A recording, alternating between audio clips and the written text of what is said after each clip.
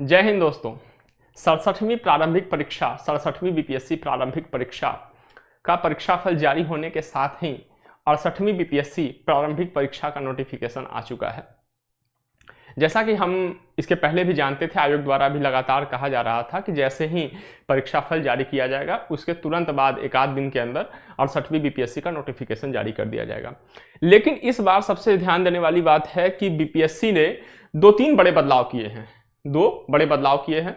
उन बदलावों को जानने के क्रम में हम थोड़ा फॉर्म का या नोटिफिकेशन का ओवरव्यू देखते चले जाते हैं कि हमें किन किन बातों पर ध्यान रखना है। ठीक है, 68वीं संयुक्त प्रारंभिक प्रतियोगिता परीक्षा ये नोटिफिकेशन जारी हुआ। अब हम शुरुआत से करते हैं, अंतिम तक जाएंगे। इस बार सीट्स की संख्या काफी कम है, बहुत ही कम है। मतलब जैसे पिछली बार आया था 67वीं की तुलना में 68वीं में सीट की संख्या काफी कम है। अगर हम कुल सीटों की बात करें तो ये 281 सीट दिए हुए हैं। कुल सीटों की बात करें, इसमें श्रेणीवार अगर हम बात करें तो ये 281 सीट दिए हुए हैं। ठीक है, और इसमें से 77 सीट टोटल वुमेन के लिए आरक्षित हैं। ठीक है, नीचे चलते हैं और किस श्रेणी के लिए कितने सीट आरक्षित किए गए हैं, अनरिजर्व कितना है, SC ST OBC EBC जो भी होगा, EWS आप विस्तार से नोटिफिकेशन में देख सकते हैं। यहाँ पे हम महत्वपूर्ण बदलावों पे बात करेंगे, महत्वपूर्ण चीजों पे बात करेंगे। ठीक है, लेकिन परेशान होने की आवश्यकता नहीं है। नोटिफिकेशन में कहा गया है कि प्रारंभिक परीक्षा के पूर्व अधियाची विभागों से, ठीक है, प्राप्त होने वाली अधियाचना को शामिल किया जा सकता है और संशोधन होने पर पदों की संख्या घट सकती है और बढ़ सकती है, दोनों हो सकती है, घट बढ़ सकती है। ठीक है, लेकिन हमें सकारात्मक सोचना है, पदों की संख्या बढ़ सकती है, हमें यह सोचना है। ठीक है, अच्छा, जो दूसरा महत्वपूर्ण बात है कि आवेदनों की संख्या के आधार पर एक से अधिक पालियों में परीक्षा हो सकता है। आवेदनों की संख्या के आधार पर एक से अधिक पालियों में परीक्षा कराया जा सकता है। ठीक है, कौन पात्र है? सुयोग्य भारतीय नागरिक। आयोग कह रहा है सुयोग्य भारतीय नागरिक इस परीक्षा का फॉर्म भरने के लिए पात्र हैं। अब सुयोग्य भारतीय नागरिक के लिए कुछ अर्हताएं होंगी, ये आप नोटिफिकेशन में देख लीजिएगा कि आप सुयोग्य हैं कि नहीं हैं।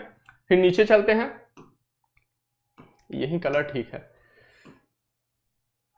जो महत्वपूर्ण योग्यता होनी चाहिए वह होना चाहिए आपके पास ग्रेजुएशन की डिग्री होनी चाहिए या उसके पैरेलल कोई डिग्री होनी चाहिए, स्नातक या समतुल्य परीक्षा की डिग्री होनी चाहिए, उत्तीर्ण होना अनिवार्य है। आगे चलते हैं, ये आरक्षण के बारे में दिया हुआ है।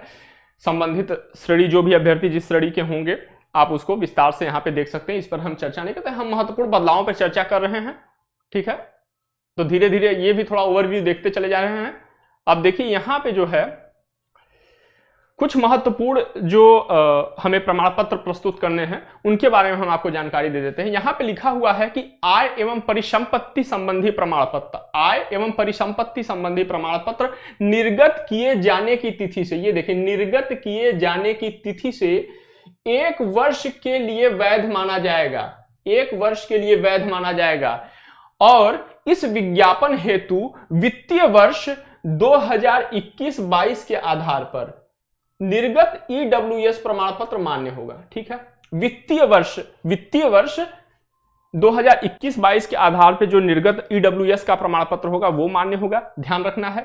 ठीक है, और कोई भी आय एवं परिसंपत्ति संबंधी प्रमाण पत्र जो भी जारी होंगे वह जारी किए गए तिथि से 1 वर्ष के लिए वैध होंगे। यदि आपके पास नहीं है तो आप अभी अपना बनवा लीजिए। ठीक है, आगे हम डेट पे बात करेंगे कि कब से फॉर्म भरे जाएंगे, कब तक जो है कि कब तक भरे जाएंगे और कब तक हम उसमें कुछ परिवर्तन कर सकते हैं अपने फॉर्म में। ठीक है, अगला पॉइंट हम देखते हैं जो महत्वपूर्ण यह है कि अभ्यर्थी द्वारा प्रारंभिक परीक्षा के लिए ऑनलाइन आवेदन भरते समय किए गए दावों के अनुसार, दावों यहां पे होना चाहिए, दावों के अनुसार सभी निर्गत किए गए प्रमाण पत्र की संख्या, देखिए जो भी प्रमाण पत्र आपके पास है उनकी संख्या एवं तिथि। ठीक है, प्रारंभिक परीक्षा के समय आप जो प्रमाण पत्र यूज कर रहे हैं फॉर्म भरते समय, उन प्रमाण पत्रों की संख्या जो होगी निर्गत संख्या होगी और जिस तिथि को निर्गत किया गया है वो तिथि मुख्य परीक्षा के ऑनलाइन आवेदन में अंकित किया जाना आवश्यक है। ध्यान रखना है हमें, ठीक है। और दूसरी बात कि जब हम साक्षात्कार या व्यक्तित्व परीक्षण के लिए जब हम फॉर्म भर रहे होंगे, आवेदन कर रहे होंगे, तो उस समय मुख्य परीक्षा के आवेदन में अंकित किया गया प्रमाण पत्र को ही मूल रूप से प्रस्तुत करना अनिवार्य होगा। जो हम मेंस की परीक्षा के समय जो हम आवेदन पत्र में जो हम प्रमाण पत्रों की संख्या या जो तिथि भरेंगे, वो हमें मूल रूप से व्यक्तित्व परीक्षण के समय प्रस्तुत करना होगा। व्यक्तित्व परीक्षण के समय प्रस्तुत करना होगा। उससे संबंधित अन्य कोई प्रमाण पत्र उस समय मान्य नहीं किए जाएंगे, ठीक है। इस पे हमें ध्यान देना है, ठीक है, हमें ध्यान देना है। और देखिए जो एक नीचे जो लिखा गया उसके नीचे कि उपरोक्त वर्णित मूल प्रमाण पत्र प्रस्तुत करने के लिए साक्षात्कार दिवस के पश्चात कोई समय देर नहीं होगा। जिस तिथि को आपका व्यक्तित्व परीक्षण होगा उसी तिथि को आपको ये जो प्रमाण पत्र होंगे मूल रूप से प्रस्तुत करने होंगे। उसके पश्चात आपको कोई तिथि नहीं दी जाएगी। जैसे मान लीजिए आपके पास नहीं है, आप छूट गए, कहीं घर पे भूल गए, तो उसके पश्चात आपको तिथि नहीं दी जाएगी, कोई अतिरिक्त तिथि नहीं दी जाएगी। नीचे देखते हैं एक और चीज कि जो स्नातक का प्रमाण पत्र है, ग्रेजुएशन का जो डिग्री है, ग्रेजुएशन डिग्री की जो ये है, ग्रेजुएशन डिग्री जो है वो आपका कब का होना चाहिए? प्रारंभिक परीक्षा के पूर्व का नहीं होना चाहिए। लेकिन ग्रेजुएशन, यदि आप अभी ग्रेजुएशन में हैं, तो यदि आप ग्रेजुएशन की परीक्षा दे चुके हैं तो आप प्रारंभिक परीक्षा दे सकते हैं। लेकिन जरूरी नहीं कि आपके पास डिग्री अभी हो। आपके पास डिग्री कब तक मान्य किया जाएगा? मुख्य परीक्षा के आवेदन की अंतिम तिथि के पूर्व तक यदि आपके पास डिग्री हो जाना चाहिए, ठीक है। आप ग्रेजुएशन की परीक्षा दे चुके हैं, ठीक है, तो आप फॉर्म भर सकते हैं। भले आपके पास प्रमाण पत्र न हो अभी, लेकिन मुख्य परीक्षा के आवेदन की अंतिम तिथि से पहले आपके पास वो हो जाना चाहिए। अब देखिए उम्र सीमा की बात कर लेते हैं। तो न्यूनतम उम्र जो है, न्यूनतम उम्र कुछ सेवाओं के अनुसार, सेवावार देखिए यहां पे लिखा हुआ कि कब से 1/8/2022 को 1/8/2022 को न्यूनतम उम्र सेवावार, सेवाओं के अनुसार उम्रों की जो आयु है वो अधिक और कम है, कम और अधिक है। जैसे 20 वर्ष होना चाहिए, 20 वर्ष सेवावार, 20 वर्ष, 21 वर्ष और 22 वर्ष है न्यूनतम उम्र सेवावार। ये आप देख लेंगे विस्तार से, ठीक है। अब अगर हम अधिकतम उम्र की बात करें अनरिजर्व कैटेगरी के पुरुष के लिए, अधिकतम अनारक्षित पुरुष के लिए 37 वर्ष है, 37 ईयर्स, ठीक है, 37 ईयर्स। अब देखिए अनारक्षित महिला, पिछड़ा वर्ग और अत्यंत पिछड़ा वर्ग पुरुष एवं महिला। कहने का मतलब यह है कि जो अनारक्षित पुरुष वर्ग है उसके लिए 37 वर्ष है, अनारक्षित महिला वर्ग के लिए, पिछड़े वर्ग के और अत्यंत पिछड़े वर्ग के पुरुष और महिलाओं के लिए जो उम्र है, अधिकतम उम्र है वो 40 वर्ष है, ठीक है। और उसके बाद SC ST की पुरुष और महिला के लिए ये 42 वर्ष है, ठीक है, 42 वर्ष है, ठीक है। आगे चलते हैं, अगला महत्वपूर्ण देखते हैं क्या है।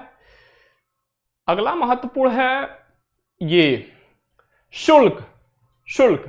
अब देखिए जो सामान्य अभ्यर्थियों के लिए, मतलब अनरिजर्व कैटेगरी के अभ्यर्थियों के लिए ये 600 रुपए है।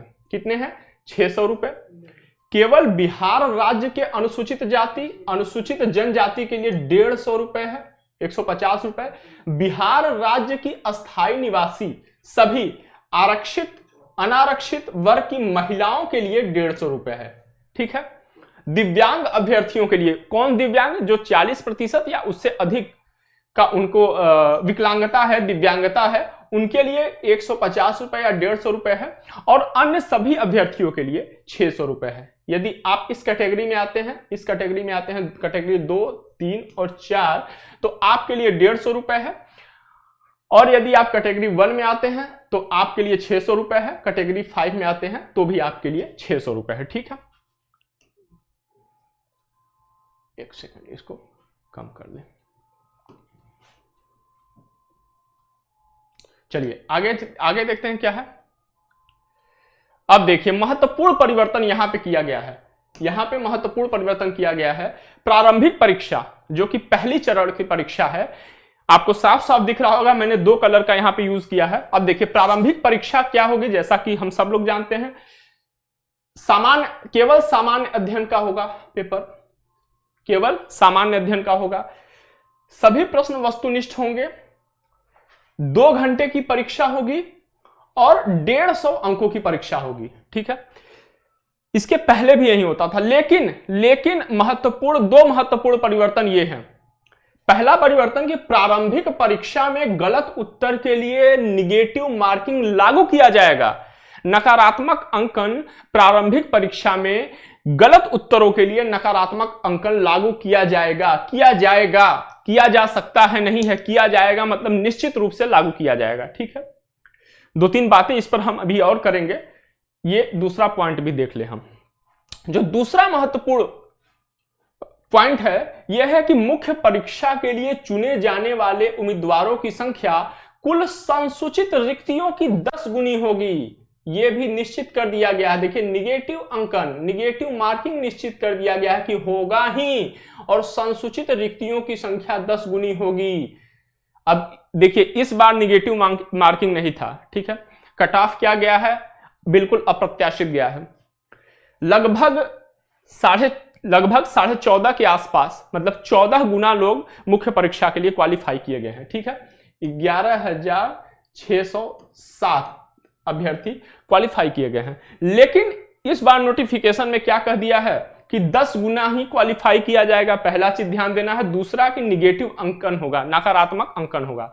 ठीक है, तो इसका मतलब क्या है? इसका मतलब यह है कि प्रतिस्पर्धा बहुत कठिन होने वाली है। एक तो सीटों की संख्या भी बहुत ही कम है। प्रतिस्पर्धा कठिन होने वाली है, सीटों की संख्या बहुत कम है, लेकिन हमें निराश नहीं होना है। ठीक है, बहुत सारे मित्रों का बमुश्किल एक क्वेश्चन से रह गया, 2 क्वेश्चन से रह गया, या आते हुए प्रश्न जल्दबाजी में उनसे गलत हो गए। तो इसके लिए आपको करना क्या है? इसके लिए आपको प्रैक्टिस करना है। प्रैक्टिस कैसे करना है? प्रैक्टिस करना है टेस्ट सीरीज ज्वाइन करके कि आपकी तैयारी कितनी हुई है। आप पिछले 2-3 सालों से तैयारी कर रहे हैं, पिछले 1 साल से तैयारी कर रहे हैं बीपीएससी की, तो आपकी तैयारी कैसी हुई है। ठीक है, आपको चेक करना है।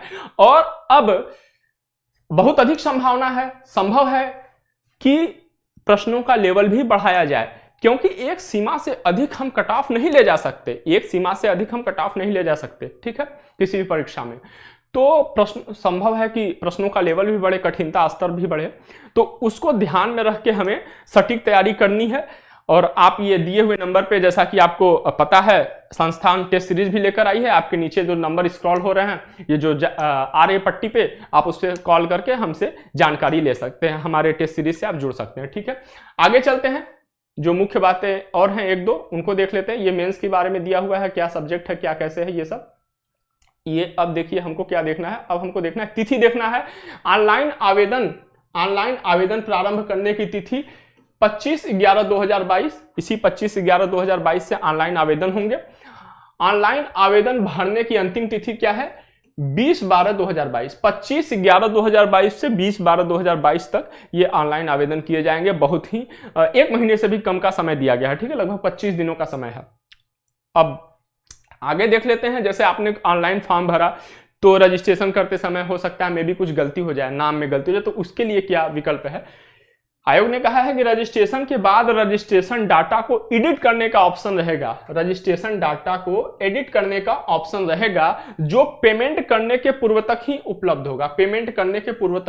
होगा। ठीक है, ये देखिए 2 बातें हैं। पहली बात यह है कि रजिस्ट्रेशन डेटा जो है ये एडिट करने का ऑप्शन रहेगा कब तक? पेमेंट करने के पूर्व तक ही उपलब्ध होगा। इसमें रजिस्ट्रेशन के समय अभ्यर्थी द्वारा दी गई किसी भी प्रविष्टि, कोई भी प्रविष्टि, जैसे नाम हो गया, पिता, पति, माता, आरक्षण कोटि इत्यादि में परिवर्तन किया जा सकता है।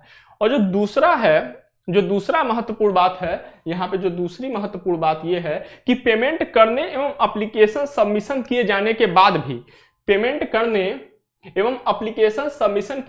बाद भी अभ्यर्थी स्वयं द्वारा दी गई प्रविष्टि को पुनः एडिट कर सकते हैं। ठीक है, पुनः एडिट कर सकते हैं, जिसके लिए विज्ञापन में आवेदन भरने की अंतिम निर्धारित तिथि के बाद, जो विज्ञापन में आवेदन भरने की अंतिम निर्धारित तिथि क्या है? अंतिम निर्धारित तिथि है 20 तारीख है। अंतिम निर्धारित तिथि 20/12 है। ठीक है, 20/12/2022 है। ठीक है, तो अंतिम निर्धारित तिथि के बाद 10 दिन, दिनांक 30/12/2022 तक का समय दिया जाएगा। मतलब कुछ लोग ऐसे होते हैं, मानवीय त्रुटियां किसी से भी हो सकती हैं, तो उसी को ध्यान में रखते हुए 2 बार एडिट आप कर सकते हैं। ठीक है, मतलब 2 बार एडिट करने का ऑप्शन दिया गया है, पेमेंट के पहले और पेमेंट के बाद भी, एप्लीकेशन सबमिट किए जाने के बाद जो अंतिम तिथि है उसके 10 दिनों तक। आगे देखते हैं क्या है।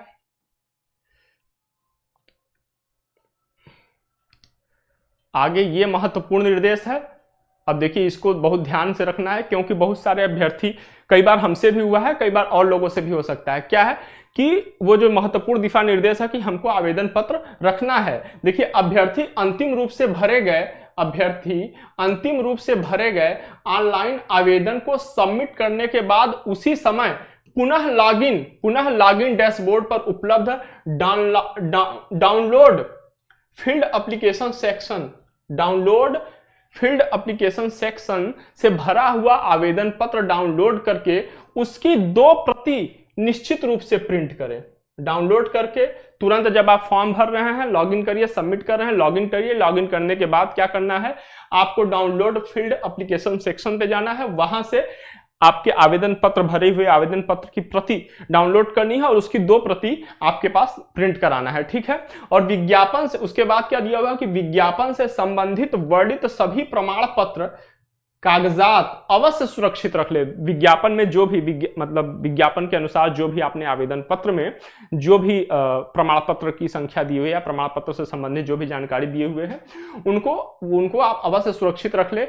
आयोग द्वारा साक्षात्कार के समय, मतलब व्यक्तित्व परीक्षण के समय या किसी भी समय मांगे जाने पर उम्मीदवार को उक्त हार्ड कॉपी एवं संबंधित प्रमाण पत्र मूल रूप से निश्चित रूप से प्रस्तुत करना होगा। मतलब आप जो एप्लीकेशन फॉर्म भरेंगे उसकी हार्ड कॉपी आपको जब भी आयोग आपसे मांगेगी आपको देना होगा, और जो प्रमाण पत्र आपने आवेदन पत्र भरते समय जो यूज किया है, जिनका यूज किया है, जिनसे संबंधित सूचनाओं का यूज किया, वो प्रमाण पत्र आपको मूल रूप से आयोग को देना होगा, ठीक है। आगे देख लेते हैं क्या है। आगे कुछ महत्वपूर्ण चीज नहीं है, ठीक है। तो अब हम आपको जैसा कि बता चुके हैं कि हमारी टेस्ट सीरीज चल रही है, ये हमारी टेस्ट सीरीज पीटी से संबंधित चल रही है। ये 21 नवंबर से ठीक है, 21 नवंबर से ये प्रारंभ हो रही है। कुल 13 टेस्ट दिए जा रहे हैं। बिल्कुल निश्चिंत तौर पे आप रहिए, बिल्कुल निगेटिव मार्किंग के साथ आ रहा है। और जिस हिसाब से बीपीएससी ने प्रश्नों का विश्लेषण करके प्रश्न बनाए जा रहे हैं, सफल अभ्यर्थियों द्वारा प्रश्न बनाए जा रहे हैं, जो संघ लोक सेवा आयोग, यूपीएससी, बीपीएससी, यूपीपीसीएस में चयनित अभ्यर्थी उनके द्वारा बनाए जा रहे हैं, ठीक है। ये 13 टेस्ट है, इसमें से 10 सेक्शनल हैं और 3 फुल टेस्ट हैं, बिल्कुल व्याख्यात्मक हैं। और कोशिश किया जाएगा कि आने वाली परीक्षा में, आगामी परीक्षा में अधिक से अधिक प्रश्न हमारी टेस्ट सीरीज से फंस सके। और ये तो पीटी 68 पीटी का हो गया, 67 मेंस का भी हमारे पास टेस्ट सीरीज चल रहा है, टेस्ट सीरीज जारी है, ठीक है। उसमें हम 10 टेस्ट उसमें करा रहे हैं, 10 टेस्ट करा रहे हैं, जिसमें से 6 सेक्शनल है। क्या है? 6 सेक्शनल है और 4 फुल टेस्ट है। डिस्कशन होगा। बिल्कुल चयनित अभ्यर्थी आपके सामने संघ लोक सेवा आयोग, राज्य लोक सेवा आयोगों में चयनित अभ्यर्थी आपके प्रश्न सेट कर रहे हैं, उनसे संबंधित मॉडल उत्तर दे रहे हैं और आपके सामने 1-to-1 डिस्कशन करेंगे, जिससे आपको न केवल आपकी उत्तर की खूबियों, आपकी उत्तर की कमियों का पता चलेगा, बल्कि उनके एक्सपीरियंसेस भी आपको मिलेंगे, जिससे आपकी लेखन शैली समृद्ध होगी, ठीक है। उसके साथ ही साथ आपको उनके व्यापक अनुभव भी मिलेंगे, ठीक है, जो सफलता के लिए बहुत ही महत्वपूर्ण होगी और बहुत ही बहुमूल्य होगी, ठीक है। तो आप हमें कॉल करें, आप हमसे जुड़े और हम आपकी सफलता में एक अपना छोटा सा योगदान दे सके, ठीक है। तो अच्छे से तैयारी में लग जाइए, हमें आपके कॉल का इंतजार रहेगा। जय हिंद, जय भारत।